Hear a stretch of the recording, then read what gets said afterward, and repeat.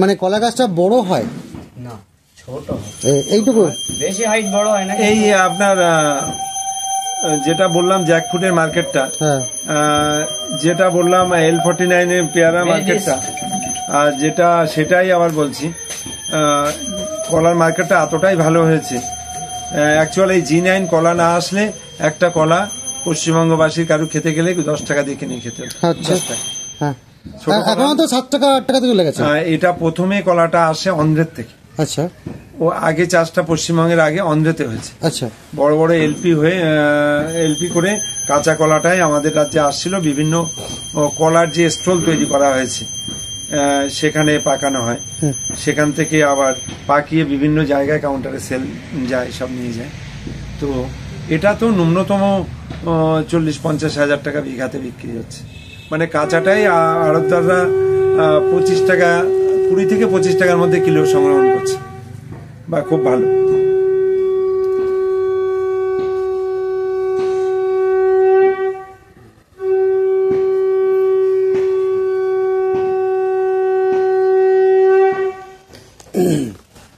আচ্ছা, সবেদা যদি কেউ ছাদ বাগানে করতে চায় তাহলে কোনটা নেবে?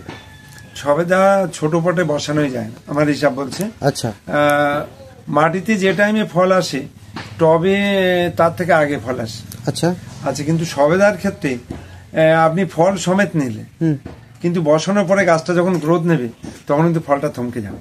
আচ্ছা, ওই নির্দিষ্ট টাইমে আবার ফিরে আসে, অনেক ফলই হয়, টাইম দিতে হবে। কিন্তু সবেদা এইগুলো বলছি, এগুলো অ্যাকচুয়াল ছোট পটে বসানোই যায় না। সব থেকে বড় ঘাটতি হচ্ছে ছোট টব, এক। আর দুই হচ্ছে, যেসব বন্ধুরা গাছ বসানোর আগে অনেক খাবারের আয়োজন করছে, এটা রং সিদ্ধান্ত, একদম ভুল সিদ্ধান্ত। কারণ হচ্ছে মাটি হচ্ছে মা, গাছপালা হচ্ছে সন্তান, মায়ের কাছে খাবার থাকে, জলের অপর নাম হচ্ছে জীবন। অ্যাকচুয়াল মাটি, মা কোনোদিন খারাপ হয় না, মাটি কোনোদিন খারাপ হয় না। তা মাটি শুধু মাটি অনেক প্রজাতি রয়েছে, সেটা লাল মাটি হোক, সেটা কালো মাটি হোক, সেটা বেলে মাটি হোক, সেটা বেলে দোআঁশ হোক, সেটা শুধু লাল বালি হোক, সেটা শুধু সাদা বালি হোক, সেটা মানে সুরকি হোক, ঘ্যাস হোক, সেটা ইটের গুঁড়ো হোক, সেটা ছাই হোক, প্রতিটা জিনিসে গাছের খাবার আছে। আপনার ছাদের কোনায় একটু নোংরা জমেছে, একটু বর্ষাকালে ছাদলা জমেছিল, একটু ধুলোবালি কোনায় জমেছে, পাখিতে খেয়ে একটা দানা ফেলেছে, সেখানে একটা সুন্দর গাছ তৈরি হয়ে ইটকাটের মধ্যে শিকড় গজিয়ে নয়নতারা গাছ হয়ে যায়। গাছে ইটের ফাঁকে ফাঁকে নয়নতারা গাছ হয়ে বসে আছে।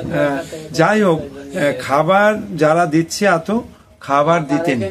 শিংকুচি হাড় গুঁড়ো আমি বলছি দিতে হবে না, একদমই দেবে না, না দিতে হবে না। গাছ বসানোর পরে সবার প্রথমে যদি গাছের কোনো খাবার দিতে হয়, সেটা হচ্ছে রুট হরমোন, রুটের খাবার। কিরকম রুটের খাবার? 99% হিউমিক অ্যাসিড আছে, এইরকম কিছু গাছ বসানোর পরে গুলে ঢেলে দাও। যে গাছের গোড়ায় যত বেশি গুচ্ছ শিকড় হবে, রুট হবে, সেই গাছ তত ডেভেলপ হবে। আচ্ছা, গাছ আমাদের মানুষের মতন কন্টিনিউ খাবার খায় না। আচ্ছা, আজকে যে সাদা শিকড়টা বেরোচ্ছে, হ্যাঁ, ওই শিকড়টা খাবার খাবে। হ্যাঁ, সেটা আমি শুনেছি। 15 থেকে 20 দিন খাবার, হ্যাঁ, তারপরে ওই শিকড়টা আবার কালো হয়ে যাবে, ওর থেকে আবার পুনরায় শিকড় বেরোবে। গাছের সিস্টেমই এটা, সেটা নারকেল গাছ হোক, আর বট গাছ হোক, আর একটা ছোট ফল গাছ হোক। ওই নতুন রুট, একটা সময় এগুলো রুটের কোনো ওষুধ লাগতো না, কিন্তু আজকের দিনে ঠিক মানে মানুষকে বোঝানোর জন্য এত বাড়তি বলতে হয় আমাকে। একটা সময় আমি যখন হয়েছিলাম, আমার মাকে নার্সিংহোমে যেতে হয়নি। মা এখনো জীবিত, নিরামিষ ভোজি, তো 94 ক্রস করেছে, মা এখনো সুস্থ। আচ্ছা, তো মাকে নার্সিংহোমে যেতে হয়নি, হসপিটালে যেতে হয়নি। হ্যাঁ, কিন্তু আজকের দিনে আমাদের গরিব দুঃখী ভ্যানালা, রিক্সাওয়ালা, দিনমজুর, যার বাড়িতেই হোক, কোনো মা যদি সন্তান সম্ভাবনা হয়, তার বাধ্যতামূলক অনেক ফরমাইটি, অস্বীকার করতে পারি হ্যাঁ না, ঠিক ওই রকম একটা সময় গাছে এগুলো লাগতো না। আজকের দিনে যে কোনো সময় গাছের রুট ব্লক হয়ে যাচ্ছে, আর রুট তৈরি হচ্ছে। কিরকম? আপনি গাছ বসালেন, যেসব বন্ধুরা গাছ নিয়ে যাচ্ছেন, বসালেন, এবার দেখছেন যে 2 মাস 3 মাস 4 মাস শীতে একটু থমকে থাকে, কিন্তু গাছটা নতুন পাতাও আসছে না, একই জায়গায় রয়ে গেছে।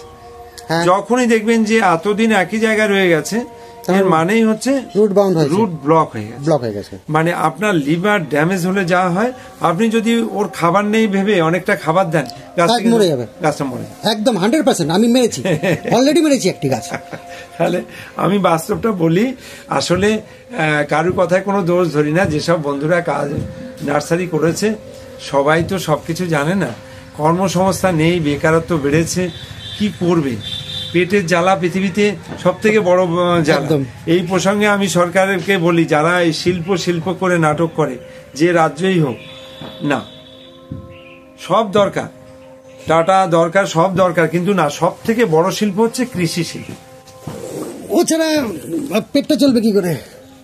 হ্যাঁ, আমি বলি আমার দাদা যে করোনার থেকে গোটা ভারতবর্ষের মানুষকে যেভাবে চাল দিচ্ছে, গম দিচ্ছে ফ্রিতে, তো এটা কোন কারখানায় প্রোডাকশন হয়? কৃষি প্রোডাক্ট।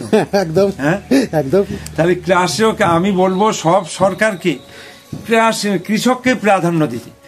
কৃষক এগোলেই দেশ এগোবে, না হলে দেশ এগোনো সম্ভবই না, অসম্ভব সবার আগে। আচ্ছা, যে প্রতিশ্রুতি, যে সরকার যখনই ভোট নেয় প্রতিশ্রুতি দিয়ে ক্ষমতায় আসে, তারপরে কি সেটা করে? হ্যাঁ কি না? এই বড় বড় প্রসঙ্গে আমরা ইন্টারেস্টেড নই এখন, নেই। আপনি বলুন হ্যাঁ কি না? একদম হ্যাঁ, না তো পরে সব ভুলে যায় তো। হ্যাঁ, অধিকাংশই ভুলে যায়, তবে নতুন নতুন অনেক ইনোভেশন হয় টাইম টু টাইম, সেটা তো। আমি এখানে বলেছি শুধু কৃষককে প্রাধান্য দেওয়ার জন্য, যারা কৃষক তাদের জন্য। হ্যাঁ, তো আমার মনে হয় একটু এইগুলোর দিকে নজর দিলে ভালো হয়, তার জায়গাটা, সেই সরকারের জায়গাটা খুব স্ট্রং হবে। দেখুন, অ্যাকচুয়ালি কৃষক ছাড়া তো আমি আপনি সারাদিনে অন্তত 4 বার খাবার খাবো, তাই তো? খাবারটা আসবে কোথা থেকে? কোনো কলকারখানায় তো খাবারটা তৈরি করা এখনো পর্যন্ত সম্ভব হয়ে ওঠেনি। তাই না, ভবিষ্যতে কি হবে? ট্যাবলেট খেয়ে হয়তো খিদেটা মিটে যাবে। না, কোনোদিনই হবে না। আপনি যে হোটেলে যান, যে রেস্টুরেন্টে যান, আর যে বাড়িতে যান, আর নিজের বাড়িতে যাই খাচ্ছেন, সবই কৃষি প্রোডাক্ট। সবার আগে সমস্ত গোটা ভারতবর্ষকে আমি বলবো যে সবার আগে প্রাধান্য দিতে কৃষক। আচ্ছা, এবারে ইন্ডিয়া একটা স্পেস রিসার্চ করেছিল, যেখানে স্পেসের মধ্যে গিয়ে বীজ থেকে চারা তৈরি করার একটা প্রসেস স্টার্ট করেছিল। যদি সেইটা স্টার্ট করতে পারে এত খরচা করে, তাহলে কম পয়সায় কৃষকদের কেন সাহায্যটা করা যাচ্ছে না? এটাও একটা প্রসঙ্গ। আর না, আছে কম বেশি অনুদান দেয় মাঝে মধ্যে, সব রাজ্য দেয়, কিন্তু ওটা কি খুব দুঃখজনক। ওটা যারা পলিটিক্যাল করে, যারা পার্টির অনুদানটা মনে হয় মানে সম্পূর্ণ হচ্ছে না। না, কম বেশি দিত আগে, আমি দেখেছি। বামফ্রন্টের আমলে দিয়েছে, তৃণমূলের আমলেও প্রথম দিকে কিছু দিয়েছে, আমি দেখেছি। কিন্তু আমার বিষয়টা হচ্ছে, ওই জায়গাটা সব থেকে বড় প্রশ্নটা হচ্ছে, সরকার যেটা দিচ্ছে সেটা কি সরাসরি যে মানুষটির পাওয়ার কথা সে পাচ্ছে না। যার জমি আদৌ নেই তার কাছে চলে যাচ্ছে। এই বিষয়গুলো আমার জানা নেই, কারণ আমি তো কৃষি প্রধান ইয়ে থেকে আসছি না, সেক্টর থেকে। আমার মনে হয় আমার আজগবি কথাগুলো কিছু আজগবি কথা না, আপনি হয়তো জানতে পারেন, কারণ আপনাদের এলাকাটা কৃষি প্রধান। আমি তো আসানসোলে শহরের মধ্যে থাকি, অ্যাকচুয়ালি আমার এইগুলো ঠিক জানা নেই। না, আমি মানে অন্যদিকে টার্নিং নিচ্ছি। আমি আপনাকে বলি, আপনার বাড়িতে কোনো একটা অকেশন, কোনো একটা কিছু ক্রিয়াকর্ম করছেন, সেটা শ্রাদ্ধ শান্তি হতে পারে, পুজো পার্বণ হতে পারে, বা কোনো উৎসবের কোনো অনুষ্ঠান হতে পারে। তা আপনি, আমার দৃষ্টিকোণ থেকে আমি দেখব অসহায় মানুষদের খাওয়ানোর কথা, যারা খেতে পায় না, যারা সব সময় খায়, তাদের খাইয়ে কি আপনি পারবেন? না। হ্যাঁ, যত ভালো হোক না, কিন্তু যারা খায় না, বছরে একটা রসগোল্লা খেতে পায় না, তাদের কথাটা ভাবেন তো, তাদের দিলে তারা কতটা খুশি হবে। ভিডিও বানিয়েছিলাম আমি, ওদের হাসি দেখলে আপনি মানে মুখ প্রাণ জুড়ে যাবে। শুধু একটি কেক, একটি কলা আর একটি চোখ পড়ে যাবে, ওরা যখন খাবে আপনি দাঁড়িয়ে দেখবেন। এটা আমি উপলব্ধি করেছি কোথা থেকে জানেন? আমার গোকুলচন্দ্র মেমোরিয়াল হাই স্কুলে কে বা কারা জোর করে আমাকে ভোটে জিতিয়েছিল, জোর করে দাঁড় করিয়েছিল। তা আমি ওখানে 3 বছর ছিলাম। তো সরস্বতী পূজাতে যথেষ্ট আয়োজন হয়, ফ্রাইড রাইসের ব্যবস্থা হয়, রাত ভোর রান্নাবান্নার কাজ চলে। যথাযথ টোটাল স্টুডেন্ট তো পেট ভর্তি করে বসে খাওয়ানো হয়। তো আমার শখ জাগলো যে আমি স্কুলের আশপাশে অনেক অসহায় বাচ্চা আছে, এদের খাও। তা আমাদের এক মাস্টারমশাই উনি তো আপত্তি করছিল, আমি বললাম না আমি খাও। তো আপনাকে কি বলবো, আমার জন্য সব খুশি ওর মধ্যে পেলাম। এরা বসে খেতে পাচ্ছে না, দাঁড়িয়ে খাচ্ছে, বোঁদে, হ্যাঁ ওই ফ্রাইড রাইস, ওই আলুর দম, ওরা দাঁড়িয়ে খাচ্ছে, গো গ্রাসে খাচ্ছে। আমি ওদের খাওয়া দেখে আমি শুধু বলছি তোমরা আস্তে আস্তে খাও, যত খাবে তত আমি খাওয়াবো। আমার মাস্টারমশাই প্রথমে ঢুকতে দেবে না। আমি বললাম স্যার আমি ঢোকাবই, আপনি বাধা দিতে পারবেন না, শর্ট পড়লে খাবারে আমি দেখি, আমি ঢোকাবই। আমাদের টিচার উনি রিটায়ার করেছে, ওনার নাম রঞ্জন স্যার। স্যার আমি ঢোকাবই। তো আমার জন্য পৃথিবীর সব খুশি ওদের মধ্যে। ওই দিন আমি ডিসাইড করলাম যে এরপরে যা প্রোগ্রামে থাকুক আমি এদের জন্য অন্তত কিছু নিয়ে আসবো, খালি হাতে আমি এদের মানে সেন্টারে ঢুকবো না।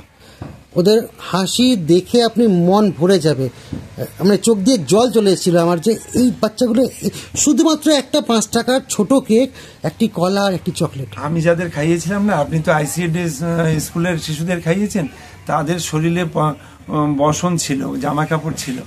আমার যেসব শিশুদের খাইয়েছিলাম এদের কারুর প্যান্ট ছিল তো জামা ছিল না, আর জামা ছিল তো প্যান্ট ছিল না, এইসব শিশুদের খাইয়েছিলাম। সে আপনি বলছেন তো আমি যে আইসিডিএসে খাচ্ছি, জামা আছে, কাপড় আছে, এদের অনেকের অবস্থা ওই রকমই ছিল স্যার। মানে ট্রাইবাল এরিয়াতে ওরা যে কি কষ্টে থাকে না গিয়ে দেখলে আপনি চিন্তা করতে পারবেন না। মানে আমাদের কল্পনার অতীত সেই বিষয়টা, কি অবস্থায় তারা দিন কাটায়।